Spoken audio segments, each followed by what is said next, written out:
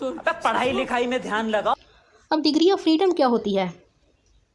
आप कह सकते हैं कि डिग्री ऑफ फ्रीडम है, यानी कि फ्रीडम क्या होती है? आज़ादी। डिग्री क्या होगी कि वो कितनी हद तक जो है वो आज़ादी है। ये किसकी आज़ादी फ्रीडम की बात हो रही है? ये मॉलिक्यूल की या एटम की फ्रीडम की बात हो रही है कि एक एटम को कितनी आज़ादी है कि वो कोऑर्डिनेट्स के अंदर जो है वो अपनी रोटेशन जो है या कर सकता है। ठीक है, किस डिग्री से किस एक्सटेंट तक जो है वो अपनी कितनी आज़ादी से वो उसकी आज़ादी का एक्सटेंट कितना है कि वो अपने आप को कोऑर्डिनेट्स के अंदर मूव कर सकता है। ओके, तो इसको हम ये भी कह सकते हैं कि एटम की लोकेशन है कोऑर्डिनेट्स के अंदर, कि कोऑर्डिनेट्स के अंदर पता चलेगा कि एटम कहाँ पे है।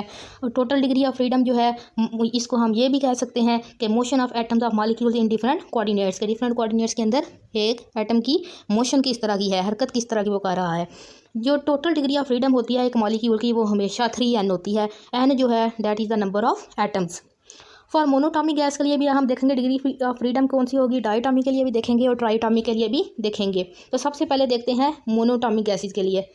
फ़र्ज़ करें हमारे पास 3 एक्सिस हैं, X axis, Y axis and Z axis.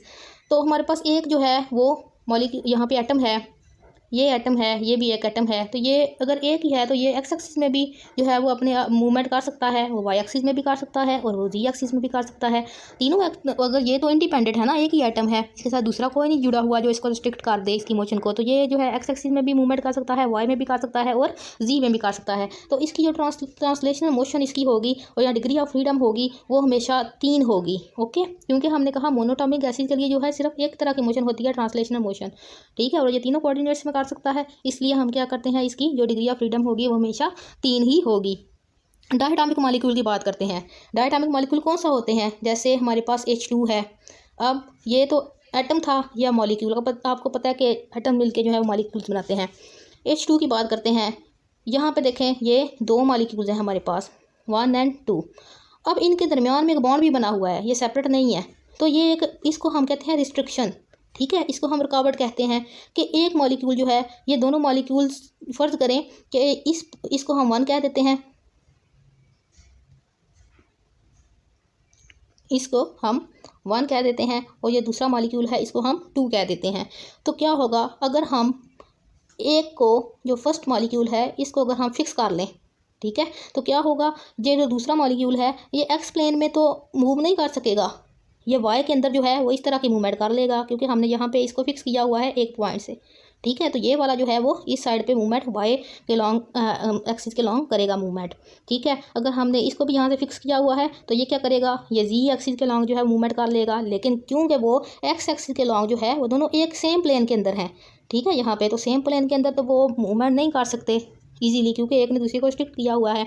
तो इसके फॉर्म में क्या होगा कि हमारे पास हम कहेंगे कि ट्रांसलेशनल जो है इसकी डिग्री ऑफ फ्रीडम वो तो 3 है, जो रोटेशनल डिग्री ऑफ फ्रीडम है वो कितनी है, वो 2 है। क्योंकि ये सिर्फ जो है वो 2 एक्सिस वाई एक्सिस और जी एक्सिस में रोटेट कर रहा है, एक्स में ये नहीं कर सकता लॉन्ग एक्स एक्सिस क्योंकि ये इन प्लेन है एक्स एक्सिस में। इसलिए इसको हम कहते हैं कि इसकी टोटल डिग्री ऑफ फ्रीडम कितनी हो जाएगी, 5 हो जाएगी। अगर ट्राइटॉमिक मॉलिक्यूल हो हमारे पास, ट्राइटॉमिक मॉलिक्यूल कौन सा होता है, जैसे सल्फर डाइऑक्साइड है और सल्फ्यूरिक एसिड है हमारे पास, तो ये ट्राइटॉमिक है। ट्राइटॉमिक में क्या है, 3 आपके पास जो हैं वो एटम्स हैं। इसकी जो है ये अब जो 3 एटम्स हैं ये देखें एक्स एक्सिस में, वाई एक्सिस में और जी एक्सिस में। ट्रांसलेशनल डिग्री ऑफ फ्रीडम तो इसकी हो गई 3।